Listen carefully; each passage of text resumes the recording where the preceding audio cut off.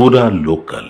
Welcome to పూరా local. Bharat పై America మరోసారి సుంకాల బాంబ్ విసిరింది. రెండు దేశాల మధ్య ద్వైపాక్షిక వాణిజ్య ఒప్పందంపై సంప్రదింపులు కొనసాగుతున్న వేళ అమెరికా అధ్యక్షుడు డొనాల్డ్ ట్రంప్ ఆశ్చర్యకరమైన రీతిలో భారత్ పై భారీ సుంకాల భారం మోపారు.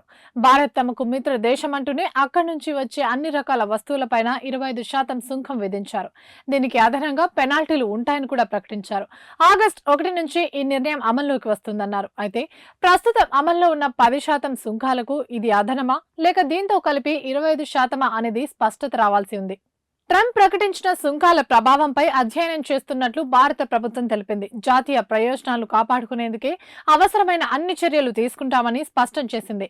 రైతులు, వ్యాపారవేత్తలతో పాటు సూక్ష్మ, చిన్న, మధ్య తరహా పరిశ్రమల సంక్షేమానికి అధిక ప్రాధాన్యమిస్తున్నట్లు పేర్కొంది. అమెరికాతో ద్వైపాక్షిక వాణిజ్య ఒప్పందం ఖరారుపై ఆశాభావం వ్యక్తం చేసింది.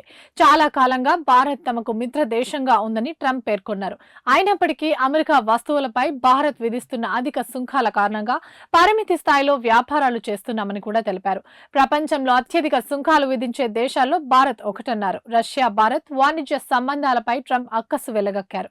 రష్యా నుంచి భారత్ రక్షణ రంగ ఉత్పత్తులను కొనుగోలు చేస్తోంది. మాస్కో నుండి భారీగా చమురు కొనుగోలు చేస్తున్న దేశాలు చైనా, భారత్లు ఉన్నాయి. ఇది ఏమాత్రం మంచిది కాదు అని ట్రంప్ పేర్కొన్నారు. రష్యాతో వాణిజ్యం కారణంగా 25% సుంకాలతో పాటు పెనాల్టీ విధిస్తున్నట్లు స్పష్టం చేశారు.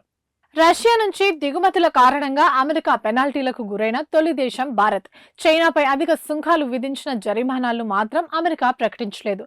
భారత్ పై ట్రంప్ భారీగా జరిమానాలు విధించడంతో మోదీ ట్రంప్ స్నేహం ఇంతేనా అంటూ కాంగ్రెస్ ముఖ్య నేతలు విమర్శల వర్షం కురిపిస్తున్నారు.